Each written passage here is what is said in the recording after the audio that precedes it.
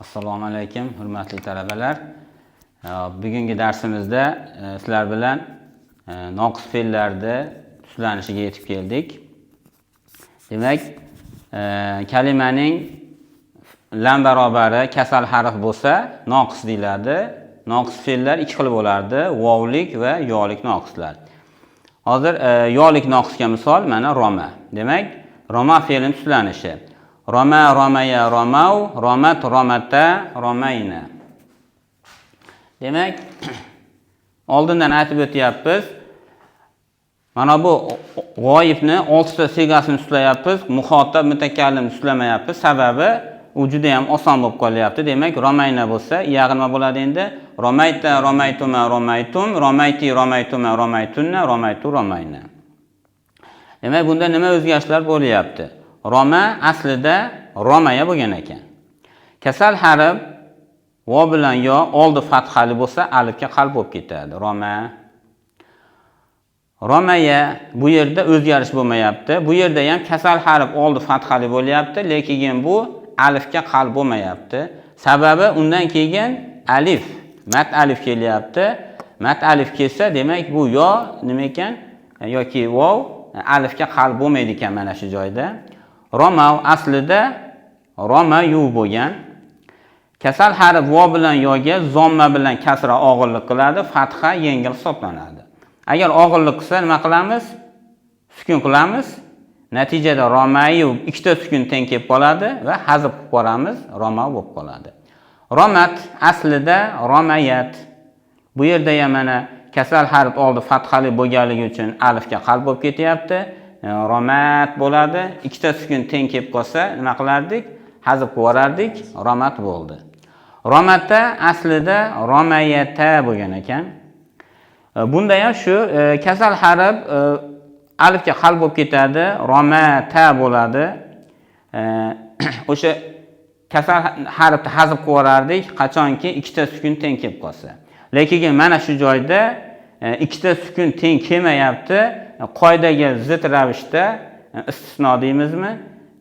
Ya'ni hazf qilish mumkin emas, lekin hazf qilib yuboramiz. Sababi endi tilga oson bo'lsin deb hazf qilinadi endi. Romat, romata. Endi romat, romata bo'lsa o'zi sal g'alati ham chiqib qolar ekan. Shu. Endi romayna bu o'zi asli xuddi zorobinaga o'xshab tuslanaveradi. Bu yog'ida hech qanaqa o'zgarish bo'lmaydi ekan. Endi buni majhuli rumiya. Rumiya, rumiya, rumu, rumiyat, rumiyata, rumina. Rumita, rumituma, rumitum, rumiti, rumituma, rumitunna, rumitu, rumina.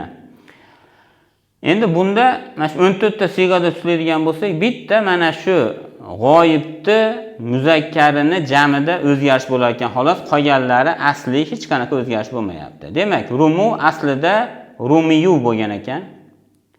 Demak, kasal harf mana yaga zomma og'irlik qiladi. Sukun qilamiz. Rumiyu bo'ldi. Ikkita sukun teng kelib qoldi. Hazf qildik. Rumiy bo'lib qoldi. Endi vov sukunli bo'lib, oldi zommali bo'lishi mumkin emas. Nima qilamiz shunda? Qoida bo'yicha nima qilardik?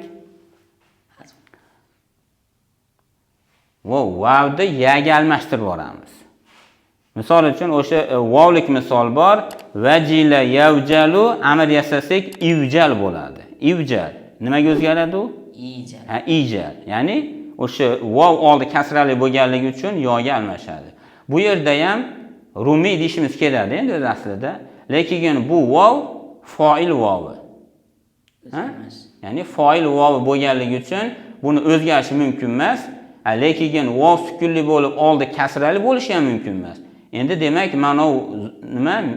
Undan oldingi harf bunga moslashadi-da, zamma olib rumu bo'lib qoladi. Endi vovlik noqis da'a aslida da'ava bo'lgan. Demak, da'a, da'ava, da'au, da'at, da'ata, da'auna. Da'auta, da'autuma, da'autum, da'auti, da'autuma, da'autunna, da'autu, da'auna. Bu vovlik noqis bo'lyapti. Mana shu vovlik noqisni qoidasi xuddi mana bu aytib o'tgan romani qoidasini singari bir xil. Da'a, da'ava bo'lgan. Da'au da'avu bo'lgan ekan. Da'avu. Ya'ni og'irlik qiladi, sukun qilamiz, ikkita sukun teng keldi, hazf qo'yamiz. Da'at, da'avat bo'lgan, da'ata, da'avata bo'lgan. Ya'ni mana shu romadi qoidasi bunga 100 ga 100 tushaveradi, bir xil qoida bo'lar ekan. Majhuli du'ayya du'ayya du'u, du'ayyat du'ayyata du'ayna. Du'ayya aslida nima bo'lgan? Du'ayva. Ha, mana shuni yozmayapmiz. Demak, du'ayya aslida du'ayva. Du'ayva bo'lgan, chunki bu vovlik noqis. Endi mana shu joyda vov yo'ga almashib ketadi, du'ayya bo'lib qoladi. Endi demak, qolgan hammasida ham ana shu vovlar nimaga almashdi? Yo'ga almashdi. Endi birinchisida yo'ga almashgandan keyin endi bu yo'lik noqisda uslanaveradi-da. Demak, bularda go'yoki o'zgarish bo'lmagandek gap bu, ha? Ya'ni o'zimizni yo bo'lib qoldi-da endi bu. Du'ayya du'ayya du'u, du'ayya du'ayata du'ayna. Ya'ni du'ayna aslida du'ayna bo'lgan deb yurish shart emas, chunki bo'ldi, yo'ga aylandi. Bu yerda o'zgarish bo'lmaydi. Demak, shuni hisobga olsak, bitta o'zgarish bo'lar ekan xolos. Du'u aslida du'ayu bo'lgan. Bu xuddi mana bu rumu aslida rumiyu bo'lganga o'xshaydi ekan. Ya'ni bunda ham og'irlik qilardi zomma nima yo harfiga sukunlik qilamiz. Ikkita sukun teng kelib qoladi. Hazf qilamiz. Du'ay bo'ldi. Vov sukunli bo'lib, oldi kasrali bo'lishi mumkin emas. Buni yo'ga aylantiraylik desak, bu foil vovi. Demak, undan oldingi ayn harfini o'zi bunga moslashib du'u bo'lib qoladi. Demak, o'sha 6 bobni eslasak, Roma muzorisi yarmi. Roma yarmi. Nechinchi bob bo'ladi shunda? Ikkinchi bob. Roma yarmi. Fa'ala yaf'ilu bo'lsa birinchi bob. Demak, yo'lik noqislar asosan o'sha birinchi bob fa'ala yaf'ilu bobidan kelar ekan. Roma yarmi, qavo, yaqzi shunaqa. Endi bu yo'lik, vovlik noqislar bo'lsa da'a yad'u. Fatha kasra, fatha zomma bo'lsa ikkinchi bob bo'lar ekan. Da'a yad'u, maha, yamhu. Demak, yo'lik noqislar asosan birinchi bobdan fa'ala yafilu bobidan, vovlik noqislar bo'lsa asosan ikkinchi bob fa'ala yaf'ulu bobidan kelar ekan. Endi aytilinishi roma, da'a, ya'ni oxiri alif bilan kelyapti, lekin yozilishi har xil. Yo'lik noqislar mana yo bilan yoziladi, vovlik noqislar anaqangi alif bilan yoziladi. Endi qanday holatda yozilishini bilish uchun demak biz muzorisini bilishimiz kerak. Masalan, mahayamhu dedikmi? Mahayamhu bo'lsa, demak u alif bilan yoziladi maha. Qozo yaqzi dedikmi? Demak u qozo ana bu romaga o'xshab yo shaklida yozilar ekan. Xo'p, endi undan tashqari mana u vaqo va mana bu yerda kava. Vaqo qaysi qismga kirardi? Vaqo multavi. Ya'ni fo barobari bilan lam barobari kasal harf bo'lsa multavi o'ralgan deyiladi. Ayn bilan lam barobar kasal harf bo'lsa lafif, ma'nosi yopishgan deyiladi. Ya'ni buni tuslanishi ham xuddi shularni singar ekan. Vaqo, vaqaya, vaqov, vaqot, vaqota, vaqoyna. Vaqayta, vaqaytuma, vaqaytum, vaqayti, vaqaytuma, vaqaytunna, vaqaytu, vaqayna. Kawa, kawaya, kawaw, kawat, kawata, kawayna. Kawayta, kawaytuma, kawaytum, kawayti, kawaytuma, kawaytunna, kawaytu, kawayna. Demak, mana bu romada 1, 2, 3 bilan 4 ta siyg'ada o'zgarish bo'ldimi? Bunda ham xuddi shu o'zgarish bo'ladi. Va mana bu kavalarda ham xuddi mana shu qoidani o'zi mana shunga tushadi. Xo'p. Demak, endi yo'lik noqislarimiz roma yarmi, fa'ala yafilu birinchi bobdan dedik. Endi bu xoshiya yaxshi, ya'ni fa'ila yaf'alu 4-bobdan ham kelar ekan. Demak, xoshiya xoshiya xoshu, xoshiyat xoshiyata xoshina. Xoshita xoshituma xoshitum, xoshiti xoshituma xoshitunna, xoshitu xoshina. Bu yerda ham haligi romadi majhuli rumiyada bitta o'zgarish bo'ladi. Xuddi shuni singari bitta o'zgarish bo'lar ekan. Xoshu aslida xoshiyu bo'lgan. Zoma og'irlik qiladi, kasal harfga sukun qilamiz. Ikkita sukun teng kelib qolyapti, hazf qilamiz, xoshiy bo'lib qoldi.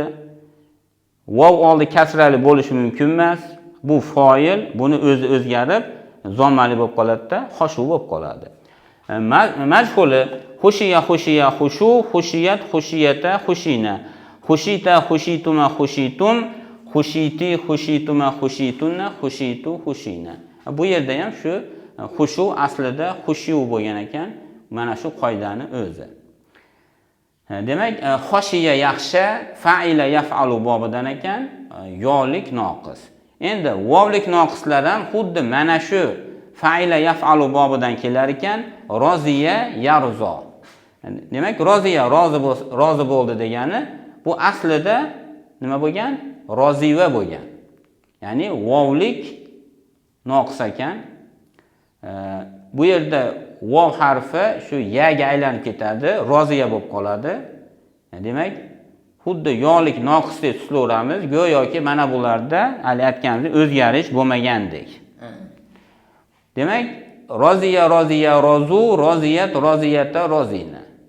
Bu yerda ham rozu aslida endi roziyu bo'lgan, buni rozivu deb yurmaymiz, ha? Ya'ni yolik noqisga singari bo'lib qoldi-da endi. Roziyu bo'ldi, shu zoma og'irlik qilyapti bunda ham. Sukun qilamiz. Ikkita sukun teng kelib qolyapti, hazf qilyapmiz. Vav oldi kasrali bo'lyapti-da, vovni yoga almashtira olmaymiz. O'rniga undan oldingi harfni zomalik qilamiz, rozu bo'lib qolar ekan. Endi majhuli ruziya ruziya ruzu, ruziyat ruziyata ruzina.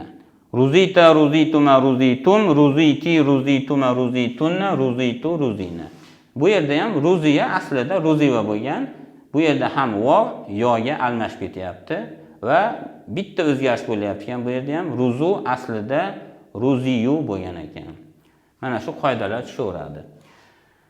Xo'p, endi demak vovlik noqis. Vovlik noqis yana 3ta bobda kelar ekan. 3-bobi rohuva. Faula. Muzorisi nima bo'ladi? Yarhu. Ya'ni 6-bob deymiz. Faula yaf'ulu. Rohuva bo'ldimi? Muzorisi albatta yaf'ulu bo'ladi. Undan boshqacha bo'lmaydi. Demak, rohuva muzorisi yarhu.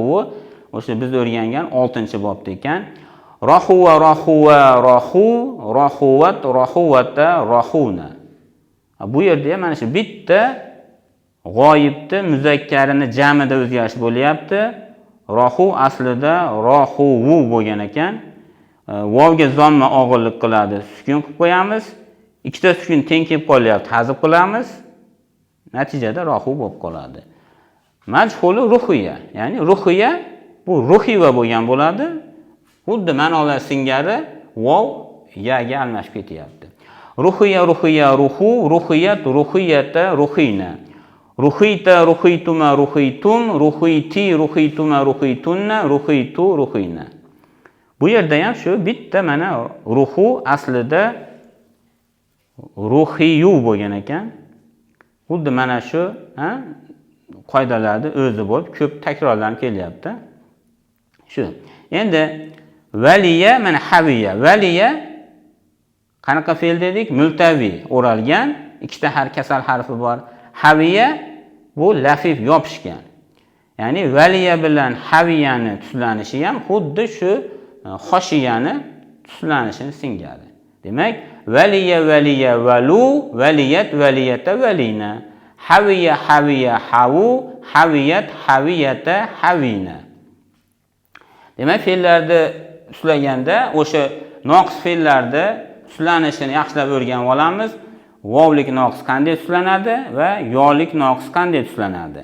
va e'tibor bersanglar, mana fa'ila bobida kelsa boshqacha bo'lyapti, bitta o'zgarish bo'lyapti xolos. Fa'ala bobida kelsa romada 5 tami 4 tami o'zgarish bo'ldi. 4 tami o'zgarish bo'ldi shunaqa. Endi mana bu lafif bilan multaviylarda tuslanishi xuddi noqislarda tuslanishiga o'xshaydi ekan. Bunaqa o'zgarish bo'lmaydi ekan. Xo'p, undan tashqari yana mana bu haviyaga o'xshagan lafif fe'l bor ekan. Hayya, ya'ni o'sha ayn bilan lam barobari bir xil yo bo'lib qolgan. Mana bu yerda mana vov yo kelyapti. Bu yerda ikkita ya kelyapti. Demak, hayya, hayya, hayu, hayyat, hayyata, hayina. Ya'ni bu yerda hayya bo'lib ketmaydi ekan. Chunki hayya bo'lsa bu boshqa bir fe'lga o'xshab qolmasligi uchun shunaqa idg'om bo'lmaydi. Bu yerda ham bitta mana shu o'zgarish bo'lyapti ekan xolos. Hayu aslida hayyu bo'lgan. Qolganlarda hech qanaqa o'zgarish bo'lmayapti ekan. Demak, sizlar bilan o'sha 6 bobda o'rgandik va kalimani qismlarini o'rgandik va ona shu har bir bobda o'sha muzoaf qanaqa tuslanadi, ajvof, noqislar qanaqa tuslanadi ko'rib chiqdik. Mana shuni yaxshilab yodlab olsak, mana shu qoidalar keyingi boblarda ham 22 bob bo'ladigan bo'lsa, 6 bobda o'tgan bo'lsak, yana necha bob qolyapti? 16 bobda. Qolgan 16 bobda ham xuddi mana shu qoidalar ishlaydi. Xuddi mana shu qoidalarda o'zi bo'ladi. Shu. Demak, buni yaxshilab o'rganib olamiz inshaalloh. Endi Alloh nasib qilsa, keyingi darsda endi nima qilamiz? Endi muzorilarini ko'rib chiqamiz. Mozilar endi o'rganib bo'ldik. Endi muzoriyda qanaqa o'zgarishlar bo'ladi? Inshaalloh keyingi darsda muzoriyda tuslashni boshlaymiz.